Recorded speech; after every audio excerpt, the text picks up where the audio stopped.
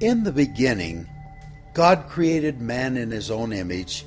He walked with man in the cool of Eden, but sin interrupted that union. So God created the missionary.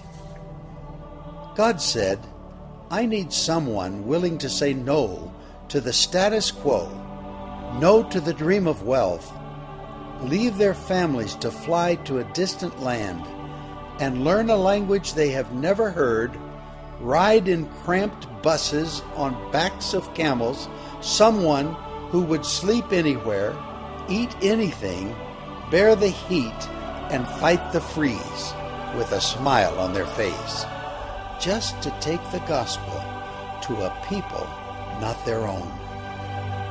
So God created the missionary. God said, because the harvest is plentiful, I need someone ready to sow the seed, to plow the ground, water the seed, and reap the harvest which is ripe. Someone to go and train, to multiply the crops, and to answer the call and pay the price. So God created the missionary. God said, I need someone who is a radical servant of all, taking the lowliest job, washing the feet of the poor, caring for the sick, and cleaning their wounds. I need someone to visit the prisoner, care for the widow and the orphan, to sit in the dust with a child and tell them that they are loved. So God made a missionary. God said he needed someone who would believe that blind eyes could see and lame feet could walk and that the dead could live again. Someone who would pray long hours and intercede through the night with wordless groans of petition so that one soul might be saved.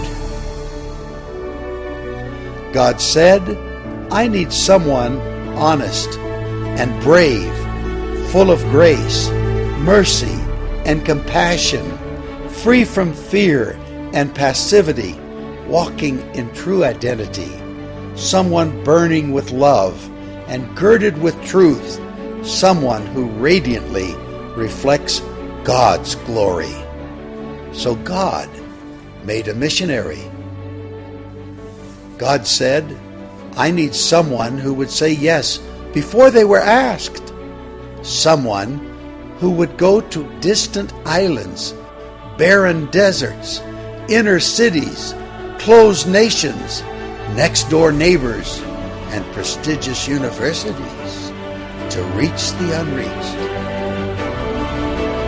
Who would hike any mountain and endure any obstacle? Because how will they believe in him of whom they have never heard? How will they hear unless someone preaches? And how will they preach unless they are sent? So God made the missionary.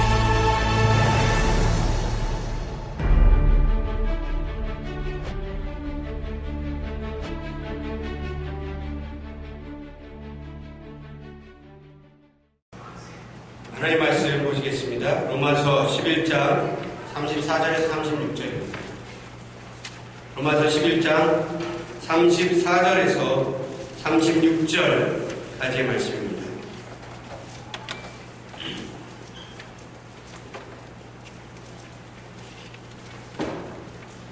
신약성경 256페이지에 있습니다. 로마서 11장 34절에서 36절 우리 한 절씩 교독하여 읽겠습니다. 누가 주의 마음을 알았느냐? 누가 그의 모사가 되었느냐? 같이 읽습니다. 이는 만물이 주에게서 나오고 주로 말미암고 주에게로 돌아감이라. 그에게 영광이 세세에 있을지어다. 아멘. 할렐루야. 사랑하고 축복합니다. 여러분 크리스찬이라고 하는 말은 다 아실 것입니다. 크리스찬이라는 말이 무슨 뜻입니까? 크리스찬, 기독교인을 말하죠. 근데 조금 더 구체적으로 말하자면 그리스도인이 크리스찬이라고 하는 말입니다. 여러분, 그리스도인이라고 하는 말은 무슨 뜻일까요? 그리스도인이다. 그거는 교회에 댕기는 사람 이걸 말하는 게 아니라 그리스도인이라고 하는 것은 예수 그리스도를 닮은 사람들이라고 하는 말의 뜻일 것입니다. 여러분, 그렇다면 월드 크리스찬이라고 하는 말은 어떻게 해석할 수 있을까요? 월드 크리스찬, 이 말은 세계를 품은 크리스찬이다라고 하는 뜻을 가지고 있습니다. 성경에 나와 있지는 않지만 크리스찬들 중에서 하나님 따로 세우셔서 세계를 품은 사람들, 이런 사람들을 월드 크리스찬이라고 부를 수 있을 것입니다. 그럼 왜 굳이 성경에도 없는 단어들을 만들어서 제가 여러분에게 이렇게 이야기할 그것은 여러분, 하나님의 마음을 여러분이 들여다보실 수 있다. 하나님의 마음을 여러분이 아신다면 누구라도 주님, 내가 월드 크리스찬이 되겠습니다. 나를 보내소서라고 아마 여러분들은 말하실 것입니다. 여러분, 주님의 마음을 아십니까? 오늘 바울 사도가 로마서 말씀에 로마 교회를 향해서 누가 주의 마음을 알겠느냐라고 물어봅니다. 여러분, 주님의 마음을 아십니까? 주님의 그 애끓는 심정을 아십니까? 오늘 여러분이 말씀을 통해 주님의 마음이 저와 여러분 가운데 같이 나누어지는 역사들이 있길 주님의 이름으로 축복합니다. 성경을 보면 선교는 언제부터 진행이 됐을까 한번 생각해 보셨습니까? 성경의 선교가 언제부터 시작됐을까? 바울이 대표적인 이방인의 선교사라고 하나님 부르셨죠. 그래서 그러면 그가 선교가 이 바울 때부터 진행이 되어진 것일까? 성경을 잘 보면요, 성경에서 선교는 아주 예전부터 하나님이 작정하시고 만들어주신 것을 보게 됩니다. 특별히 하나님이 아브라함을 선택하셨을 때부터 아브라함을 통해 하나님은 열방의 복을 주길 원하셨습니다. 너를 통하여 모든 족속이, 모든 민족이 복을 받을 것이다. 하나님은 아브라함 혼자만 복을 받게 하기를 원하신 것이 아니라 모든 민족의 동일한 복이 임하기를 원하셨던 것이죠. 또 아브라함의 삶을 잘 살펴보면요, 아브라함이 두 번째 아내를 팔아넘긴 때가 있었습니다. 그때 이제 아브라함이 아내 팔아서 생명을 부지했던 시절이 두 번 있습니다. 여러분, 혹시 남자분들은 아내 안 팔아보셨죠? 아내 팔아보신 분 계십니까? 아내 팔아서 나 살겠다 이렇게 하신 분이 혹시 계신다면 그래도 그런 분도 용기를 잃지 마시길 주의 이름으로 축복합니다. 만약에 한 번 그랬다 하더라도 여러분 괜찮습니다. 아브라함은 두 번이나 그랬습니다. 네. 그렇다면 여러분, 저와 여러분 아내 안 팔아먹으신 저와 여러분이라고 한다면 여러분, 우리는 인간적으로 봤을 때는 아브라함보다 더 괜찮은 사람일 수도 있습니다. 할렐루야. 그렇다면 여러분, 우리가 믿음만 가지게 된다면, 믿음을 소유하게 된다면 우리는 하나님이 아브라함을 사용하신 것보다 더 큰 일에 저와 여러분을 사용하여 주실 줄 믿습니다. 어쨌든 아브라함이 그렇게 아내 팔아서 하고 있을 때 하나님이 나타나셔서 그 문제를 해결해 주십니다. 그랄이라고 하는 나라의, 아비멜렉이라고 하는 나라의 왕에게 하나님이 직접 꿈에 현몽하셔서 아비멜렉의 아내를, 아브라함의 아내를 뺏어왔는데 그 아비멜렉에게 하나님 갑자기 밤에 나타나셔서 이야기하시는 거예요. 너 한번 죽어볼래? 내 종 아브라함 네가 그렇게 막 하냐? 그랬더니 아비멜렉이 깜짝 놀라요. 아니 주여, 내가 모르고 하는 거예요. 알고 있으면 이렇게 하지 않았어요. 모르고 했다. 주님, 의로운 백성도 주님 멸하시겠습니까? 아브라함이 솔직하게만 말했으면 내가 그렇게 안 했을 텐데. 그랬더니 하나님께서 그라라 아비멜렉에게 마음을 하시고 내가 너를 알기 때문에 용서해 주겠다. 빨리 이 아내에게, 아브라함의 아내 사라에게 손 끝나는 되지 말고 그대로 돌려주라. 그래가지고 하나님이 이 사건을 해결하시는 그 모습을 보게 됩니다. 근데 어쨌든 이 그랄 왕 아비멜렉이라고 하는 사람은 하나님을 모르는 사람입니다. 근데 아브라함의 사건을 통해서 이 그랄 왕 아비멜렉이 고백했던 게 뭐냐면, 주여, 주께서 의로운 백성도 멸하시겠습니까? 라고 이야기합니다. 여러분, 여러분, 하나님은 이 고백을 이방 왕에게서 끌어내기를 원하십니다. 여러분, 이 아브라함의 이 사건의 주제가 무엇이겠습니까? 아내 뺏겨도 하나님 되찾아 주신다. 여러분, 그렇다면 너무 나 중심에서의 해석이겠죠. 하나님의 마음은 무엇이겠습니까? 우리 인간의 부족함을 통해서도 하나님은 당신의 이름을 드러내기를 원하십니다. 여러분, 선교입니다. 선교. 이방 왕을 향해 하나님의 이름을 부르게 하시는 하나님의 놀라운 은혜가 이 땅 가운데 나타나는 것이죠. 여러분, 출애굽기에도 애굽의 10가지의 재앙을 하나님이 내리십니다. 그러면서 애굽의 10개의 신을 무너뜨리면서 하나님이 뭐라고 하시냐면 하나님이 여호와 하나님인 줄 알게 하시겠다. 그렇게 고백하십니다. 그러니까 온 애굽 사람들이 이 장자를 잃으면서 애국하면서 그들이 느꼈던 건 뭐냐면 하나님이 참신이구나. 그것을 느끼는 것이죠. 그러면서 끝까지 깨닫지 못하고 병거를 이끌고 이스라엘 백성을 쫓아갔다가 어떻게 되냐면 이 홍해에 수장이 되는 그런 일들이 발생합니다. 여러분, 이 사건들을 통해서 하나님이 원하시는 것은 온 애굽에 하나님 외에 다른 신이 없음을 알게 하시기를 원하셨던 것이죠. 여러분, 다윗과 골리앗 사건을 아시죠? 주일학교 때 많이 들어보셨을 것입니다. 다윗이 형들 위문품을 싸들고 갑니다. 그런데 거기서 골리앗의 위풍당당함에 눌려서 아무도 이 골리앗을 향해 싸우러 나가지 못합니다. 그런데 그때 다윗이 나가겠다고 하는 거예요. 제가 가겠습니다. 그러니까 사울도 그 호리호리한 다윗이지만 그가 하는 말을 보니까 하나님이 그와 함께 하신 것을 알겠더라고요. 그러니까 사울이 하나님을 알기 때문에 이 다윗을 내보냅니다. 그러면서 높아심에 사울이 자기가 입던 갑옷을, 이 훌륭한 갑옷을 다윗에게 입혔어요. 그랬더니 그 갑옷이 너무 커서 맞지를 않으니까 어쨌든 그 갑옷을 벗고 망군의 하나님 여호와에게로 나아가죠. 이때 사울이 다른 이스라엘 모든 백성들보다 머리가 하나가 더 컸다고 합니다. 다윗은 평균 신장이었고 다윗은 아름답게 생겼다 이렇게 성경을 표현하고 사울은 용맹하다, 남자 같다 이렇게 표현이 됩니다. 근데 어쨌든 이 큰 사울의 덩치에 맞는 갑옷이다 보니까 다윗에게 맞지 않아요. 맞지 않은 옷을 버리고 자기가 쓰던 이 물맷돌과 돌을 강에서 주워가지고 골리앗에게 만군의 하나님 여호와의 이름으로 나아갑니다.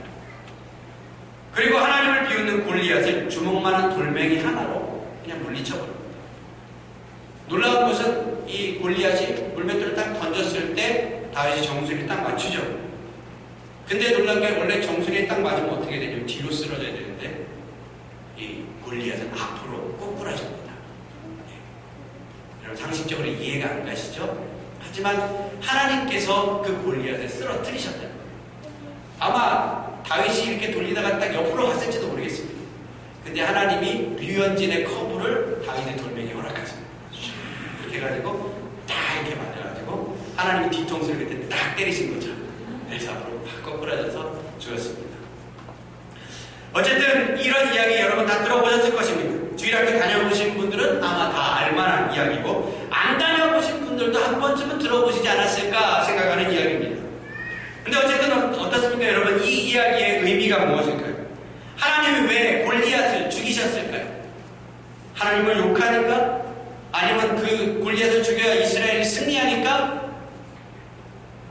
여러분, 하나님이 이 골리앗을 죽인 의미는, 그 정답은 사무엘상 17장 45절에서 47절에 나옵니다. 핵심은 무엇이냐? 바로 블레셋 온 땅으로 하나님이 계신 줄 알게 하리라. 네, 그 말입니다. 이게 다윗과 골리앗 사건의 핵심입니다. 정답이죠. 하나님이 계신 것을 알려주려고. 여러분, 이게 무엇입니까? 이게 뭐예요? 이게 선교입니다. 이방 땅에 하나님의 이름이 없는 그곳에 하나님의 이름을 알려주는 것. 여러분, 이게 선교입니다. 하나님은 다윗과 골리앗의 사건을 통해서 블레셋 선교, 지금 말하는 팔레스타인 선교를 하기를 원하셨던 것이죠. 다니엘 3장을 보십시오. 다니엘의 세 친구 사드락, 메삭, 아벳느고가 나옵니다. 바벨론 시대인데 바벨론 왕이 이 세 친구들을 불 속에 쳐넣습니다. 얼마나 그 불이 뜨거웠던지 새 친구를 불 속에 넣으려고 붙잡았던 사람들이 불타 죽습니다. 근데 물 속에 딱 집어넣고 나니까 사람의 형체가 보이는 사람이 아니라 네 사람이 보여요. 세 사람을 넣는데 네 명이 보여요. 그러면서 세 사람을 넣고 네 사람을 넣는데 다시 나와 보니까 이제 사드락 메삭과 아벳느고가 나와 보라 이렇게 하니까 이들이 딱 나오는데 여러분 털 끝 하나 그슬리지 않고 온전하게 나옵니다. 여러분 고깃집에서 고기 먹어보셨죠? 고기 먹고 나면 제일 문제가 뭡니까? 머리카락에 그리고 옷에 불냄새 배시잖아요. 불냄새. 그래서 사람들이 딱 아니 너 고기 먹었냐? 불냄새나. 거기 왜 다 알아요. 근데 성경은 뭐라고 말하냐면 이 사드락 메삭과 아벳느고의 몸에서 불냄새 하나 나지 않았다. 할렐루야. 그 불구덩이 가운데 들어갔다는 냄새 하나 배지 않았어요. 하나님이 어떻게 보면 완전하게 그들의 몸을 이게 단열 그리고 단향 코팅을 해주십니다. 그리고 들어갔다 나오게 하신 것이죠. 할렐루야. 얼마나 위대하신 일입니까? 우리 이거 다 들어봤죠? 주일학교를 야매로 나오시지 않았다면 아마 다 들어보셨을 것입니다. 그럼 여러분 이 이야기의 주제가 무엇입니까? 이 이야기의 주제가 무엇일까요? 그것도 역시 성경에 보면 나와 있습니다. 이야기가 다니엘 3장에 나오는데 3장 28절 29절을 보면 사드락과 메삭과 아벳느고를 돌보신 하나님을 찬송하여라. 그는 천사를 보내서 그의 종들을 구하셨다. 그러므로 내가 이제 조서를 내린다. 바벨론 왕이 조서를 내린다는 것입니다. 사드락과 메삭과 아벳느고의 하나님을 두고서 경솔하게 말하는 일이 없도록 하여라. 이 명령을 어겼다가는 그 몸이 조각날 것이며 쓰레기 더미가 될 것이다. 이와 같이 자기를 믿는 사람을 구원할 수 있는 신은 다시는 없을 것이다. 예, 바벨론 왕이 내린 조서에 이런 말이 나와 있습니다. 하나님 말고 사람을 구원할 신이 없다라고 그걸 선포하는 것입니다. 여러분 다니엘의 사건을 통해서 하나님은 바벨론을 선교하기를 원하셨다. 또 조금 있으면 이 다니엘이 사자굴에 들어가는 사건이 있습니다. 이때는 바벨론 시대가 지나서 페르시아 시대입니다. 다니엘이 모함을 받아 사자굴에 들어가지만 털끝 하나 상하지 않고요. 사자털을 쇼파 삼아서 사자털 쇼파에서 평안하게 하루를 잘 쉬다 옵니다. 그러니 페르시아 다리오 왕이 걱정하면서 다니엘아 잘 있냐 그랬더니 왕이여 걱정하지 마소서 하나님이 나를 보살펴줘요. 털끝 하나 상하지 않았습니다 라고 고백합니다. 그랬더니 다니엘을 모함했던 사람을 그 사자굴에 싹 던져놓으니까 사자가 낼름 다 잡아먹었어요. 배고팠던 사자였죠. 근데 다니엘을 건들지 못하게 하나님이 입을 그냥 천사를 보내서 꽉 막아놓은 겁니다. 어쨌든 다니엘이 털끝 하나 건드려지지 않고 살아났습니다. 여러분 이 다니엘 사자굴 사건의 주제가 무엇일까요? 역시 다니엘 6장 26절 27절에 나옵니다.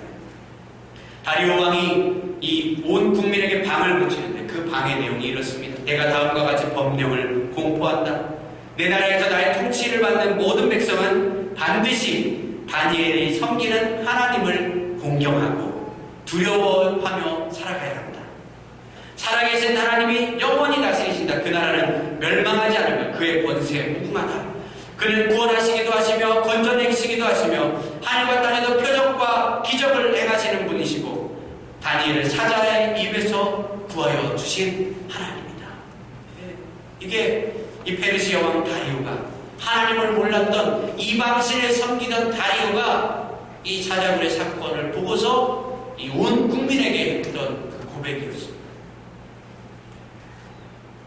여러분 하나님은 온 페르시아에 하나님을 알게 하시기 위하여 다니엘을 때로는 사자굴에 넣기도 하십니다. 아까 영상에서 보셨죠?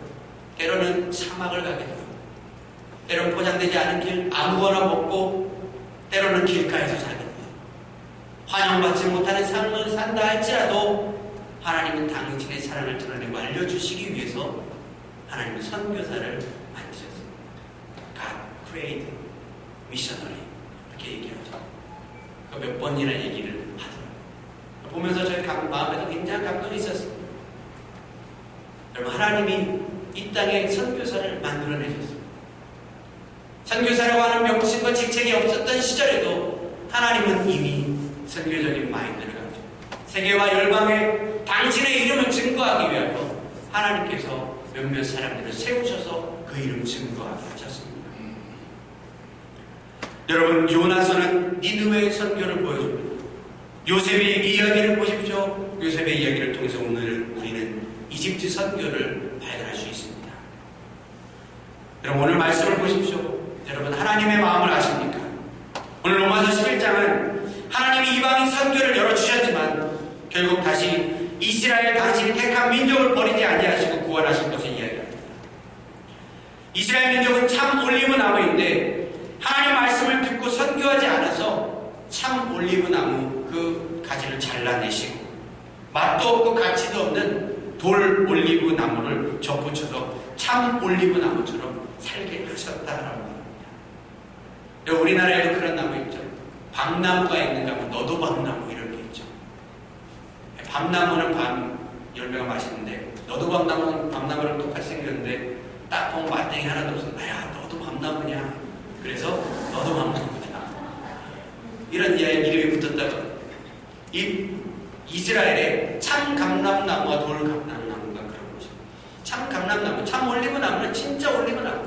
올리브 열매가 아름답게 밀리는 그 올리브 나무인데 이 돌 올리브 나무는 맛도 없고 쓸모도 없는 그런 올리브 나무가 돌 올리브 나무.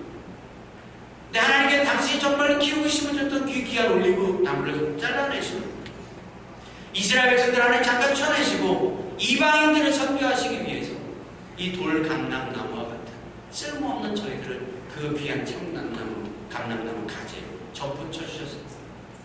그래서 우리가 이제 참 감람나무의 진액을 먹고 참 감람나무처럼 살아가게 우리를 인도해 주셨다는 거예요. 여러분, 이것이 하나님의 마음입니다. 오늘 사도 바울은 이런 하나님의 마음을 너희가 아느냐 이것을 이야기하는 것입니다. 이방인들 선교하기 위해서 이방인들을 당신의 품에 인도하기 위해서 당신이 정말 선택하였고 정말 수천 년 동안 인도해왔던 당신의 이스라엘 백성들을 잠깐 쳐내기까지 하셨던 그 하나님 아버지의 마음을 너희가 아느냐? 너희 한 사람 한 사람을 구원하기 위해서 당신의 생명과 같은 아들을 이 땅에 보내서 죄 많은 인간들의 손에 잡아 죽게 한 그 하나님의 마음을 너희가 아느냐? 누가 하나님의 마음을 알고 있느냐? 사도 바울이 그 애끓는 마음이 여러분 느껴지지 않으십니까? 하나님의 마음을 좀 알았으면 좋겠다. 너희가 좀 하나님의 마음을 좀 알아라. 그냥 자기의 세계에 빠져서 자기의 삶에 있는 그 걱정과 근심, 그 삶에 있는 수많은 고통과 그 삶 가운데 묶여서 살지 말고 너희가 이제 눈을 들어서 좀 하나님의 마음을 느끼고 그 아버지의 심장을 가졌으면 좋겠다는 마음으로 오늘 사도 바울이 이 로마 교회를 향해 고백하고 있습니다. 여러분, 사도 바울은 그는 월드 크리스찬이었어요. 세계와 열방을 품고 하나님의 마음을 가지고 그 땅을 밟고 직접 밟으며 복음을 전했던 사람입니다. 여러분, 지금도 하나님 당신의 나라를 위한 선교사를 부르고 계십니다. 여러분 중에도 월드 크리스찬들이 있길 주님의 이름으로 축복합니다. 비록 내가 직접 우리의 삶을 들여서 그 땅을 밟을 수는 없지만 재정으로 후원하고 기도로 후원하고 또 휴가철이나 어떤 시기들을 정해서 우리가 직접 후원하고 기도하고 있는 그 땅을 밟아보면서 그 땅을 위해 더욱더 구체적인 기도 제목을 가지고 와서 충고하며 기도할 수 있는 그런 세계를 품은 크리스찬. 여러분, 저와 여러분 이 월드 크리스찬 되시길 주님의 이름으로 축복합니다. 당신의 마음은 하나님의 마음은 큰 아들을 잠시 내버려두고 집 나간 둘째 아들을 애타게 찾으시는 마음이십니다. 그리고 집 나간 둘째 아들이 돌아왔어도 아직 집에서 수혜받고 있는 첫째 아들을 또 찾아가 위로하시는 한 영혼을 소중하게 여기시는 마음이십니다. 여러분, 이 하나님의 마음을 아십니까?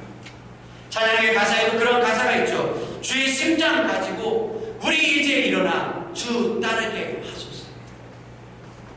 여러분, 주의 심장 가진 사람들은 주의 마음을 아는 사람들입니다. 여러분에게 그 마음이 있으십니까? 우리나라도 이런 월드 크리스찬들에 의해서 세워진, 선교되어진 그러한 나라입니다. 선교사님들 중에 제임스 홀, 로제타 홀이라는 선교사님들, 이 선교사님들, 두 선교사님들은 미개하고 지저분했던 조선에서 함께 의술로 선교하는 그런 선교사님이었습니다. 그래서 자기의 어떤 직장을 가질 수도 있고 자기의 길을 갈 수도 있음에도 불구하고 미개한 이 땅, 조선 땅에 와서 여기에서 함께 결혼을 해, 눈이 맞아서 결혼을 해서 함께 알콩달콩 즐겁게 삽니다. 근데 그때 청일전쟁이 발발하고, 청일전쟁 아시죠? 청나라와 일본이 전쟁을 했는데 그 전쟁의 장소가 우리나라였습니다. 청일전쟁이 발발하고 수많은 사람들이 죽어가자 제임스 홀은 전쟁터에 뛰어다니면서 죽어가는 수많은 그 부상병들을 향해서 치료하며 그 사람들을 구해주는 일들을 감당합니다. 근데 감당할 수 없게 시체들이 증비하고 풍토병이 돌기 시작하니까 결국에 이 제임스 홀도 풍토병을 이기지 못합니다. 그리고 결국 그도 풍토병의 발생이 쓰러지고 맙니다. 그리고 이 배에 실려서 평양에 있었던 그 제임스 홀이 이제 개성으로 여전히 서울로 이제 옵니다. 그러면서 그곳에서 이제 아내인 로제타 홀 곁에서 이제 아들 셔우도 아장아장 걸을 때, 또 로제타 홀이 둘째 아이를 뱃속에 임신하고 있을 때 하나님은 제임스를 천국에 데려가십니다. 그가 한국에 온 지 딱 2년 되었을 때라고 합니다. 그러면서 2년 만에 그가 죽고 양화진이라고 하는 저 합정동에 있는 선교사 묘지에 묻힙니다. 지금도 그곳에 가면 제임스 홀의 셔우드, 제임스 홀, 로제타 홀 그 가족 일가의 묘가 그곳에 아직도 있습니다. 그래서 미국에서 이제 로제타 선교사는 남편 없이 미국으로 돌아가서 딸 에디스를 낳습니다. 이 에디스 홀이라고 하는 딸을 낳는데 어쨌든 그 딸을 낳고 몸이 회복되고 3년 뒤에 다시 이 로제타 홀은 두 아이들을 데리고 남편 없이 다시 조선 땅으로 찾아옵니다. 그런데 또 안타깝게 오자마자 얼마 되지 않아서 3살밖에 안 돼 눈에 넣어도 아프지 않을 그 딸이 이 에디스가 3살의 나이에 아빠를 앗아갔던 그 풍토병에 걸려서 똑같이 생명을 빼앗깁니다. 남편을 보낸 지 3년 만에 사랑하는 그 핏덩이 같은 딸이 또 조선이라고 하는 땅에서 자신의 손으로 그 딸과 남편을 묶게 되는 그런 슬픔의 여인이 이 로제타입니다. 근데 이 두 사람의 가족의 절반을 잃어버리면서도 이 조선을 떠나지 않습니다. 그러면서 평양에 제임스 홀이 사역했던 그 지역에 이 제임스 홀을 기념하는 기홀 병원이라고 하는 병원을 세웁니다.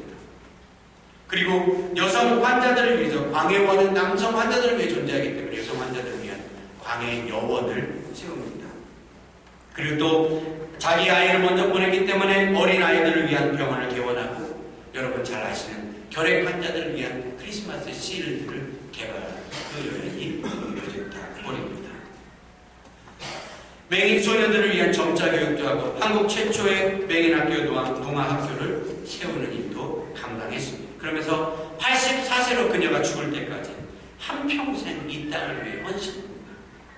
아무것도 해준 것 없는 이 조선이라고 하는 나라, 이 가족에게 어떤 것을 해준 것도 없고 또 더욱이 오히려 사랑하는 남편과 딸을 빼앗아간 그 조선이라고 하는 나라를 위하여 이 로제타 홀은 아들 셔우드 홀과 헌신합니다.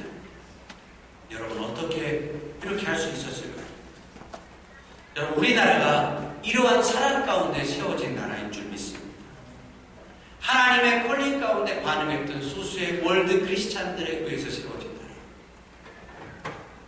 여러분 이 사랑을 우리가 어찌 잊을 수 있겠습니까? 100여 년 전에 하나님의 마음을 알기 때문에 이 땅에 올 수밖에 없었던 수많은 선교사님들에 의해서 이 땅에 세워지고 이렇게 복을 받았습니다.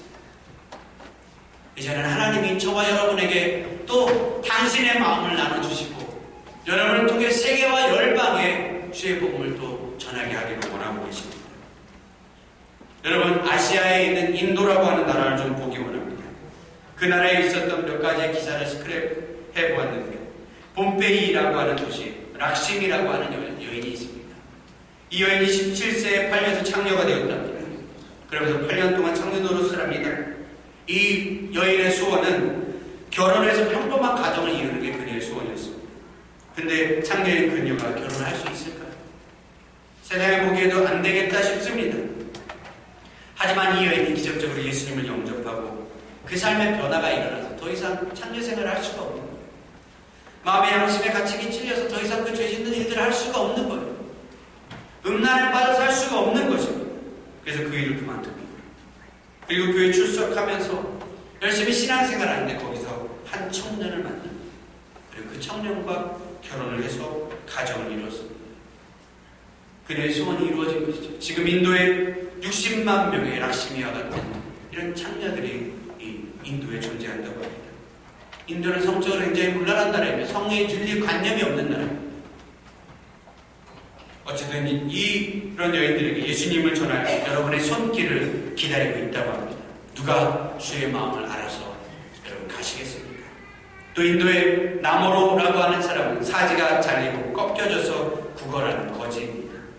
그는 아빠를 보고 싶어 합니다. 이제는 만날 수 없는 아버지, 자신을 버린 그 아버지를 찾아 나서지만 아버지는 없고 이제 구걸하는 삶을 삽니다.